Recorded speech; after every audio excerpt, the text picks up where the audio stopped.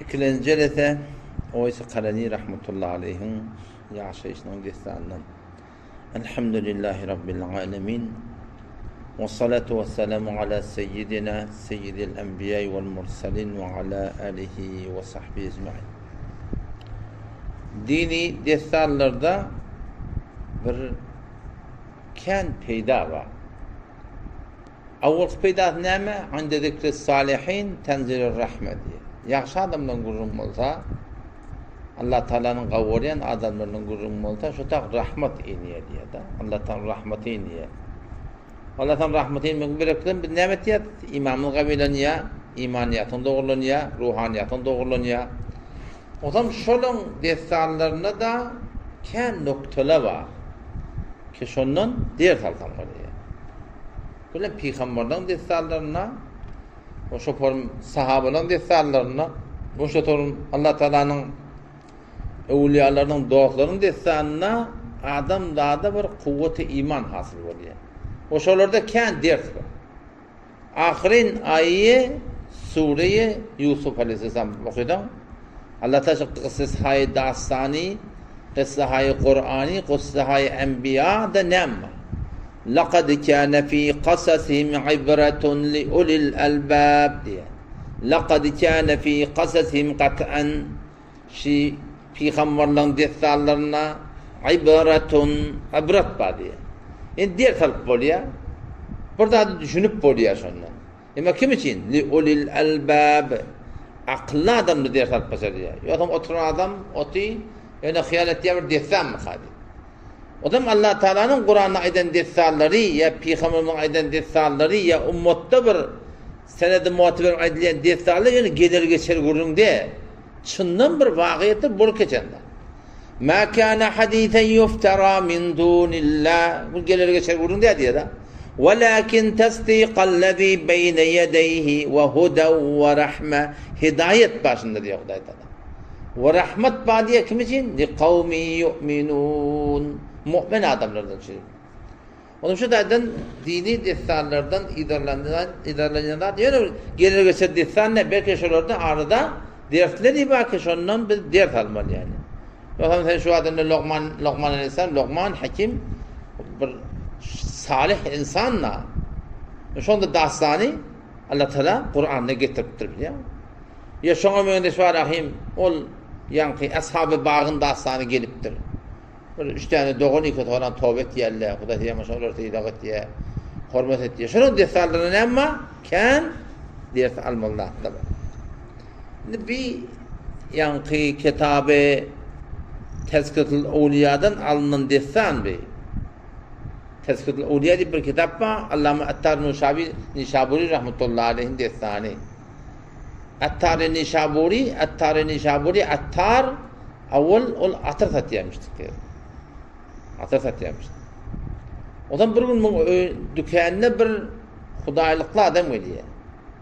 On böyle şeyden gurrum oluyor. O zaman o adam dolanıp Attar-ı Nişaburi rahimullah'ın ölümden korktu yani Kur'an ettir da. Niye acılacağını biliyor musun deyiptir ona. Şey deyiptir, atır satıp da başa kalıp yani deyiptir da. O da uğrayıp sen ne acılacağını biliyor musun deyiptir. Ben biliyorum deyiptir. Ne acılacak sen deyiptir. Sıcırılacak diye akanam. Daha çıka akanam. Çadır üstüne çıka akanam diye öldü diye kadın. Şunu görüp yüreğine hof düşüp onun için Attar-ı Nişaburi oluptur sonra. Bir kudret görüptür de yani. Bir de şey diyor deyiptir da. Sen ne acılacak deyiptir. Şu atır batırlan seni şey tüketip yani deyiptir. Hem şey muamele deyiptir de biliyor musun? O zaman Attar-ı Nişaburi rahmetullahi aleyhin kitabı ödünüğünde bir binezir kitap. Bir içinde destanlar var, zatlar var, köp hudaylıklı adamın destanları var. Bir tesir guzar, adamın tesirli kitap yani. Yani onda da şu kitabın içinde bir sürü mesailler var. İğrak dedi ya da yani bir akıllan goyunda bir koşulunun dağıtla var içinde. Şu atamana Oys Qarani rahmetullahi aleyhin hakkında şu destanına Vatiga Sıddık-ı Faruk'u Hazreti Murtaza Hazreti Ebu Radiyallahu bilette baranna şu kitapta gelen dat ne bir soran dadı o isim ki Cengi Uhud'da Peygamber'in deyişi devulli mi o devulli sen ne ettin deyiptir ben edin işimiz yok deyiptir Onda deyiptir, bu doğasının şerti bu değil deyiptir. Men neştim peygamberin deyişte öğrenini, hem de deyiştem dövdüm deyiptir. Bir deyişte öğrenir, o deyişte öğrenir. Onun ağında diş yok diye da. Şıdat kullen şeriatı ters yani. Şıdat şeriatı ters. Onun için yani kitaplarda şuna girenine, şu niyazık girdiğini kenara koymalılar. Kavu kitapla, kararda yakışır okunu kenara koyup hep verilsin. Son bu beyardaki yandan kitap, Farsi her kim burada koşup başarıyor buna. Her kim burada koşup başarıyor. Şu suratında, o burada atma da, hiçbir kitabı yok ki şunda kemçirkliği var. Bir kitap yok ki şunda kemçirkliği yok. Her bir kitap buladın. O arada yankı taammeyi tuntunu kurduğun ödemizde, o zaman şu Ahun Kemal'in oğlu var, Ahun Kemal'i, ama Allah'ın kitabını irat var diye. Ama Allah'ın kitabını, Hudayın kitabını irat olmur ya. Ben ödüm başında yatıp koydum ha. Ki bir kitapta, min kitabı, orada bir kitapta bilmiyor ki şunda irat olmadın. İmam Şafii rahmetullahi aleyh Kitabul deyip bir kitap var. Kullun Şafii mezheptir usul kavaitleri beyan edildir da. Kitabul bunun khas kitap. Odam şonna Allame Muzani rahmetullahi aleyh İmam Şafii'nin şagirdi. İmam Şafii rahmetullahi aleyh bana şu kitabı 80 mi tabar okuydu diye da. Başta böyle ne deyin? İmam Muzani rahmetullahi şagird, İmam Şafii ustad kitap yaptır şagirdine böyle okuy diye. Ben İmam Şafii şunu 80 mi tabar okuydum diye da. Her gerekte pıtahına ödet.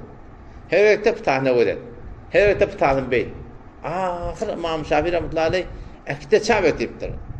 Huday Teala kabul etmeye bir kitabı yazılsın ki şunda kemçilik bulmasın deyiptir. Çünkü Allah Teala Kur'an'ın hakkında ne diye?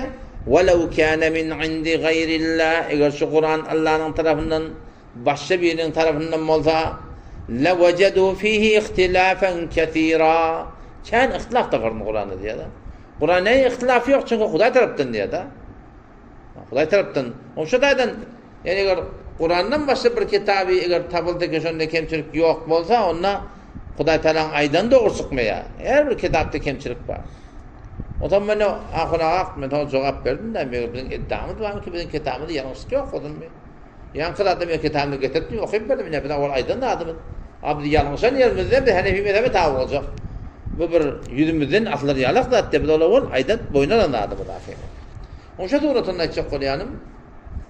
Kitaplarda zatlarda kitap alamızda uzaya şol muteber yerlerin çapı olmalı. Her bir kitaba nemetip olmuyor yani. Niren çapı, kim yazıptır? Şu ortam var akım. Anırtında doğru adam yok. Seyfiye doğru bilen münazara etmeye odamızda şunla bir Zadut Talibin bir kitap var. Bunu Hindistan'ın alim ulemaları yazılı akideti mesailler kendi içinde. Mevlana Aşık İlahi rahmetullahi yok. Mevlana Panipetti rahmetullahi'nin kitabı. O da bir de Goşte Seravanı Bölüstan'da okuyup etmiyor o kitapta benim elimde de yok diyen kitapxanda var yani ben yani Mevlana Muhammed Serbay'ın fetavatını okuyan şeyli Zadut Talibin falan sefetinde ilerlekem Allah'tan en çağırma reddediptir. Falan mevzun reddediptir. Falan mevzun reddediptir. O Seyfi'de oturuşma oğlumuzda şu kitaptan gözleyen de atlanmadı. Öyle şu kitap tükenlere satılıyor. Onun için gözleyen şu Zadut Talibin var elimde gözleyen şimdi yok şunun içinde. Neyse öyle ben okudum ha. Hat çek koydum böyle. Yahtaş et kayıttım otadan. O gözleyen yok. Mevlana Ömer Serbaz'ın fetvasını gözleyen ilerlekem. Adres etti falan kitapta. Bak yok. Ne mulu kazandı. Ahir zihnime geldi. Gördüm. Bula Seyfiye'nin öyle çabeden kitabı. Şu Zadut Talibin ha. Yani bula çab ettirler. Oho. Ben dedim. Bir değiştiren nedir işte dedim. Anam yok da. Adam şundan deyin ordum Saravana, Goşta esken edip o bir datlı yok dedi. Esken edip bana iyi verdiler şunu. Ortam şura bir takriben 18 daha yerini ütüyetiptiler şu kitabı. Şeyle takkal Sellettimin malahım tuğleminin 3 barabar da var. Olu kolluğu. Ortam malahım kaptanı şallıqlığı baldırda var akım. İlerlekim ortasında sünnet o galaları Vehhabi deyip bir adamdan başlıkları şu kitabı bunu ütürüpdirler. O bir yerdekiler ağlanırlar biliyor musun? O başlıkta anırdakiler biliyerler. Açık koyanım, her bir kitaba anlamadık olmaya. Hem şunani ki var akım, her bir ahuna anlamadık olmaya, her bir kitabı anlamadık olmaya. Şu kitabın var akım bir esli kim çap ediptir, neden çap ediptir, kim yazıptır şunu. Şunu katı derin emeli, o şu kitaplarda, anlamlı kitaplarını okuyumda da şunun içinde oradan, o yan bir yan yanlışlı da atlı bolya, ona teferrudat diye da, o da atlar, ilkinde yanlış oluyor.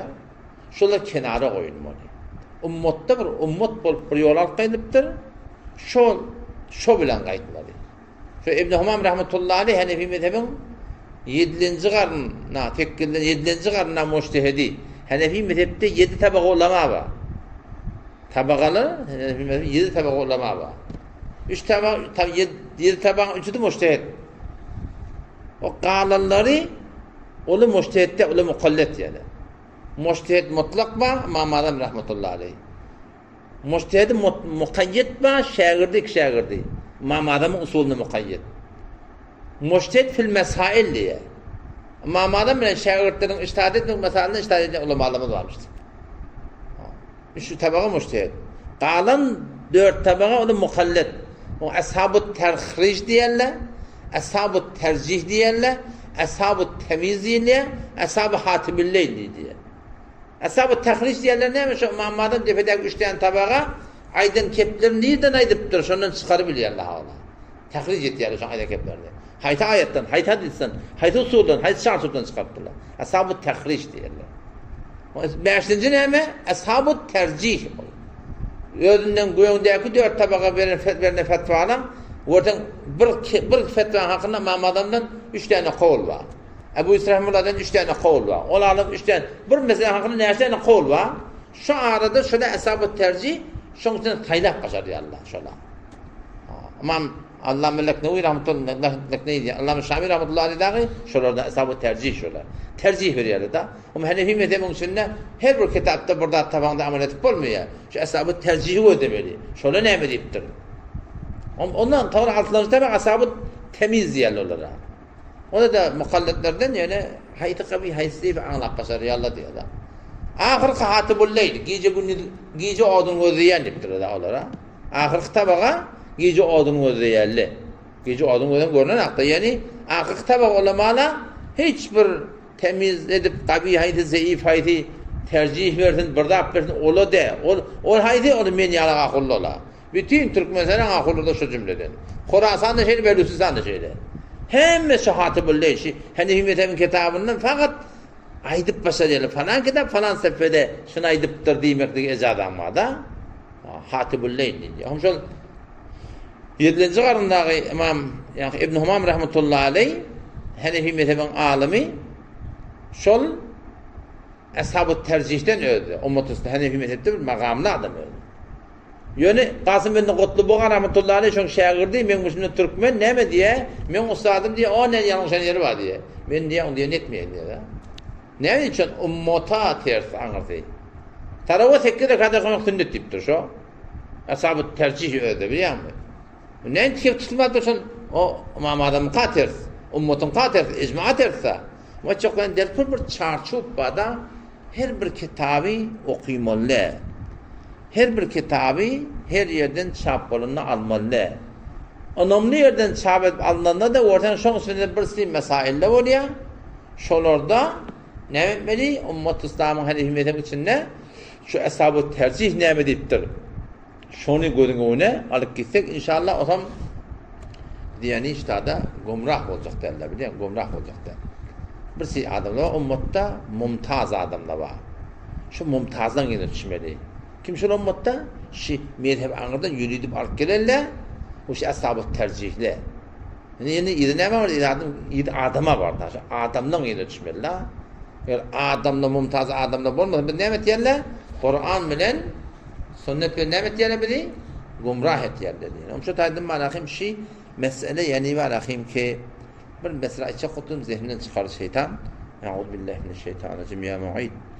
O şu muhim mesele ki bir hava yani elhamdülillah Allah da getir zihnime ki Kur'an sünnet başının tacı gözünün nuru. Ama 115. ayet sureye Nisa'da Allah Teala ne mi diye? Hava. Huda bilen peygamberin yanına düşmeliyiptir. Yani imanlı adamlar yanına düşmeliyiptir. Ya. وَمَنْ يُشَاقِقِ الرَّسُولَ مِنْ بَعْدِ مَا تَبَيَّنَ لَهُ الْهُدَى وَيَتَّبِعْ غَيْرَ سَبِيلِ الْمُؤْمِنِينَ نُوَلِّهِ مَا تَوَلَّى وَنُصْلِيهِ جَهَنَّمَ وَسَاءَتْ مَصِيرًا وَمَنْ يُشَاقِقِ الرَّسُولَ Kim Resulullah'ın şeriatına getiren dinine, sünnetine ters dursa, haçandan sonra min ba'di ma tebeyyene lehul huda, hidayet şuna belli bolandan sonra sünneti ters gitya ve yettebi gayre sebilil mu'minin, imanlı adamların yolundan başka bir yola tabi olsa diyor da, Kur'an'a tabi olsa değil mi atıkta neydi o? Yettebi gayre sebilil mu'minin, imanlı adamların yolundan başka bir yola girse ne yapacak ya Allah? Nuvallihi ma tevalla, dolunun yerine dolap, ve nuslihi cehenneme aklar diye. Ve saat masira, ne kadar terekecaydı ya? Cehennem. Yani o işte Huday Taçhid 15. ayet Sure bak, yani Nisa'da imanlı adamların ilişkileri. İmanlı adamlar kim? İşte sahabeler. Sonra tabi'in. Sonra tabi'in. İşte arka imanlı ummet bir kayıttır da. Şu ummet-i İslam hiç hatta ekseriyeti gumrahiye gitmektir yani. Ummette gumrahi var ki. Peygamberden 70 fırka olacak deyiptir da. Bolluğlu öyle şeyle. Yöne ummette la tectemi'u ümmeti ala dalale diye. Men ummetim hemmesi diye Peygamberden sallallahu aleyhi ve sellem hem de gumrahi uyuşmörle diye. Hem de gumrah oldu. Bolmor deyiptir ya. Fettebi'u sevade adam diye Peygamber. Ummetin köpüne tabi olun diye. O köp hemen iş hakta. O değerdekine yartı yurtula şola, şu atamanı evliyalar çağırıyor, ne kadar mı kadar ummette? Beter az. Şu bedgatlar etbireli var, beter azdır. Mekke vartan görmüyorsun. Köp birlik vartan görmüyorsun. Şu bedgatları etbireli var, ama az yani ummette. Peygamber fettebi'u sevade adam, ummetin köpüne tabi olun. Önakta bir hadis okuyup ne mi diyen? Köpe tabi olmalı. Türkmenistanda bir köp diyen ha. Türkmenistan'ın köpüne tabi olun demeden ne yapıyor mesela? Ummetin köpüne tabi olun deyip durdu biliyor musun? Ya Peygamber Efendimiz'in bir hadisi var. İnna Allah yeb'atu li hadihi'l ümme. Allah ta şu ümmete her 100 yılın başında muceddidun bir dini tedeleyen adam getiriyor deyiptir. Yüceddidu leha dineha diyor. Yüceddidu leha dine, dini tedeliyor diyor da.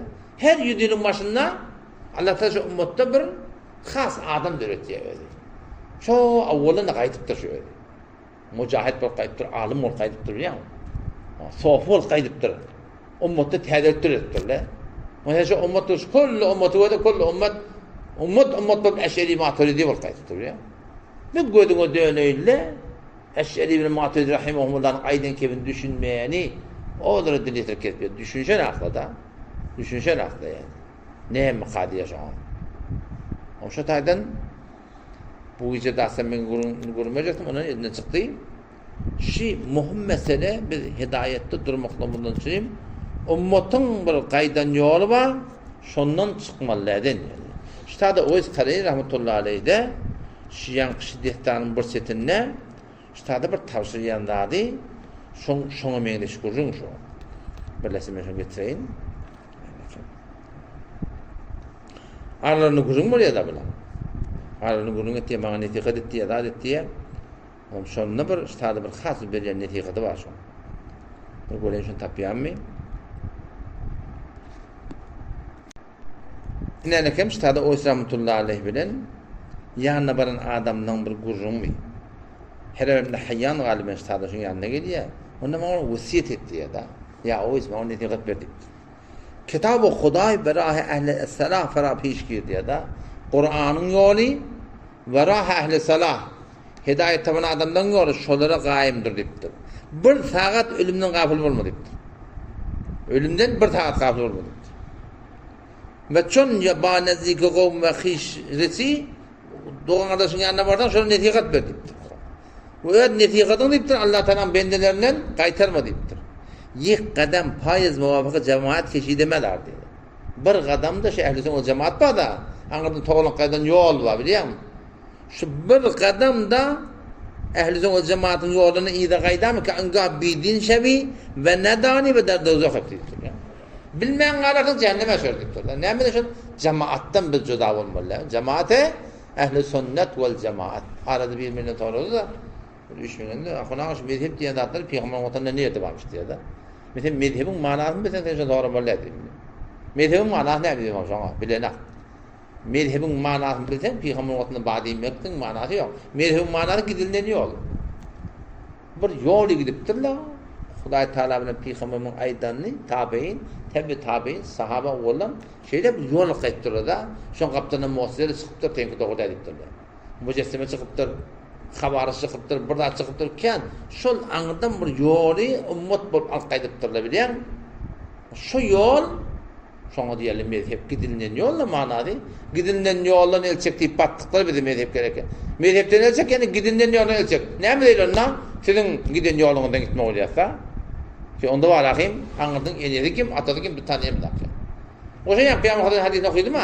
Ki Allah Teala şu ümmette her yüdünün başında bir khas adam götürecek diye o da. Hop şu hükümet-i İslamiye'nin öyle, devlet Osmaniye'nin öyle 700 tekrar hükümet edildi. Şu hemmet şeriat öyleydi işte. Gumrah oldular bununla billahi.